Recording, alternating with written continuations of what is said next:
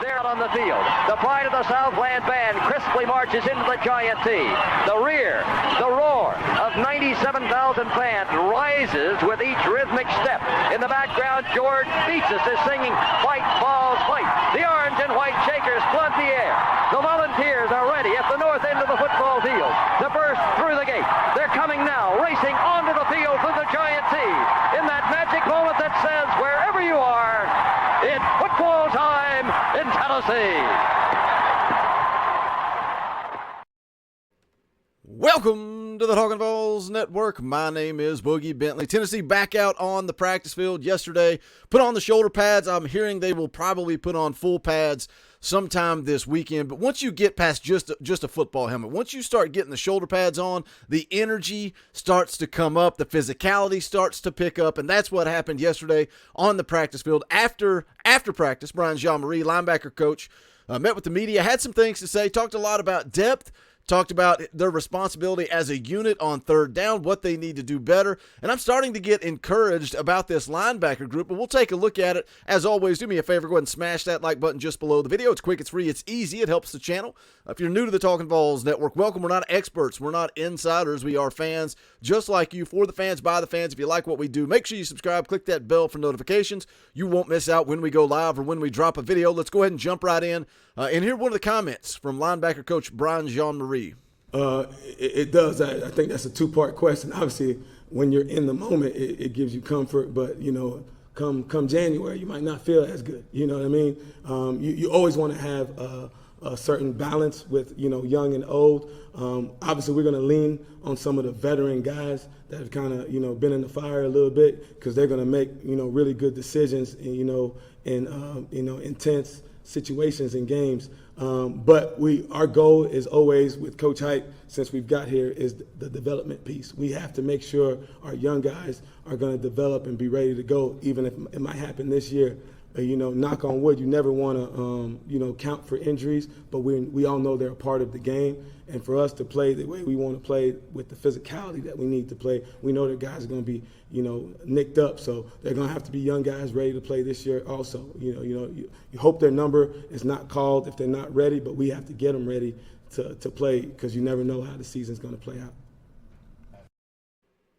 Coach Brian Jean-Marie there, kind of talking about his depth, the balance of having a veteran group, but also bringing along those young guys. Had some praise about his young linebackers. He praised Elijah Herring, William Mohan, Nick Humphrey. He talked about William Mohan being a guy that made a lot of plays on special teams last year. Also praised Caleb Perry. But he said Elijah Herring has had three really good days of practice to start off camp. But when you look at the veteran guys, when you look at the guys at the top of that linebacker room, Jeremy Banks, obviously an all-SEC type of player, led the team in tackles last year, but he also played a lot of snaps. He played a lot of snaps on defense, and you want to be able to rotate guys around, keep guys fresh, and he touched on that a little bit later, talking about how when they got late in the game, those guys were gassed, and that's because you were really just rotating three guys. You were rolling with Jeremy Banks, Aaron Beasley, Solon Page, and I think that, you know, the experience that Beasley got last year. You know, going into the year, we're expecting Jeremy Banks and Juwan Mitchell to be your two guys at linebacker, and Aaron Beasley just kind of trial by fire thrown out there, and they're praising him for having a good camp too. But now you've got another guy with a lot of experience. Also throw in Solon Page, three linebackers that they used to rotate last year, which that leads you to Juwan Mitchell. And he's a guy, again, that's been praised by this coaching staff. The quote from Brian Jean-Marie on him says the first 3 days have been really good. Juwan's been a model of consistency these first 3 days, and it's really the first time, probably almost a year and a half to 2 years, that he's felt healthy. Says he's gotten all the surgeries behind him. He's probably as healthy as he's been in a long time. So you're starting to see the best parts of him, but he's also been really, really good these first 3 days. And that excites me about Juwan Mitchell. Are we going to get that guy we hoped? He said he's not been this healthy since he's been on campus at Tennessee. You know, they elected to have the surgery. And look, I don't know what rumors are true. People are talking about whether or not Juwan Mitchell bought in last year. I don't know that he did. I don't know that that was the case, or if he was truly just banged up, needed the surgery. Now he's healthy going into this fall camp. Are we going to get the Juwan Mitchell that we were hoping for last season? But regardless, I'm excited about that. You're too deep at linebacker, and the ability to rotate four guys that all have experience, four upperclassmen On the flip side of that, you talk about developing the young guys. I start to get a little nervous because it seems like this linebacker unit is either seniors or freshmen. There's no real middle ground there, and you could be losing your entire two deep going into 2023. I feel like this coaching staff's got to do a better job recruiting at linebacker. We've got a couple of guys committed now, but I feel like we need more, or we need to go to the portal and get some guys with experience. But I am encouraged hearing that Elijah Herring, hearing that William Mohand are having good fall camps, because those are a couple of guys that maybe, Coach Brian Jean-Marie talked about there. Maybe you develop them, get them ready. You hope you don't have to play them this year, but you got to get them ready. He also talked a little bit about the linebackers have to improve in pass defense. They have to. And what the quote here, he says, we're tied to coverage. He said 95% of the coverages we had, the linebackers are involved in it. So we're never going to point a finger at the secondary or the D-line as far as pass rush. We have got to do a better job, and I think our number one thing in pass coverage is getting to spots, be able to peripher the quarterback and find receivers in our zones and be able to make plays. And again, I wonder how much of that is gassing out at times. Or do we not have that elite speed at the linebacker position? Which one is it? He goes on to talk about the aggressive defense and wanting to blitz. He says as a linebacker, your pass coverage as a blitzer is to get to the quarterback. That's your job. Get to the quarterback, get him off his spot, make him uncomfortable. All those things tie together, so we take much responsibility in that as anything. But I feel like we've gotten better, and with our second year in the system, we haven't added that much. We've tweaked a couple of things, so the guys are a lot more comfortable with what we're doing.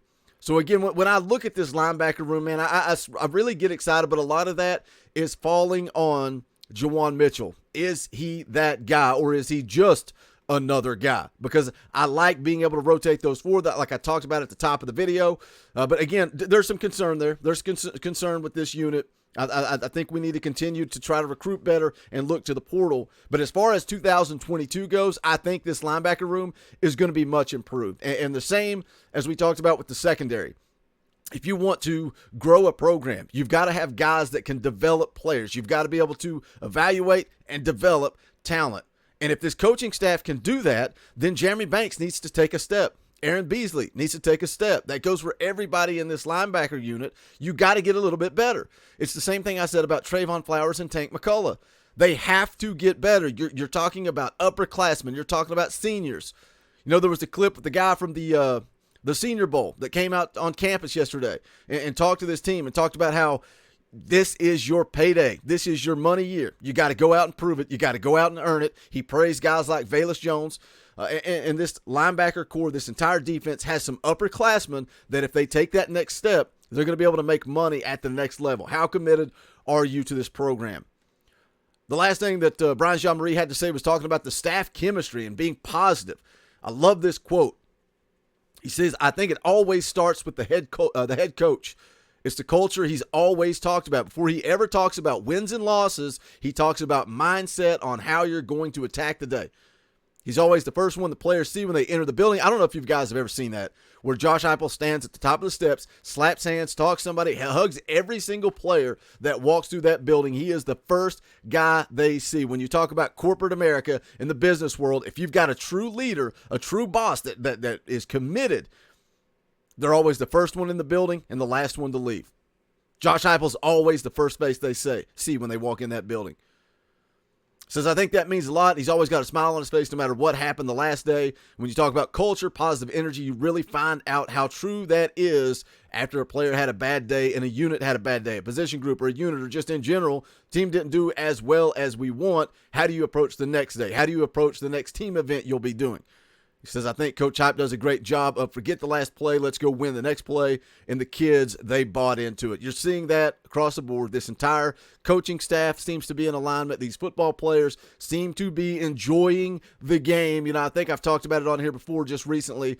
They talked about Hendon Hooker, that when he played basketball, he was out there having fun, just enjoying the game, but on the football field, he was stressed and anxious, and he played almost scared. And once he started having fun on that football field, we saw what Hendon Hooker could really do. What do you guys think of the linebacker unit? Is this all coach speak?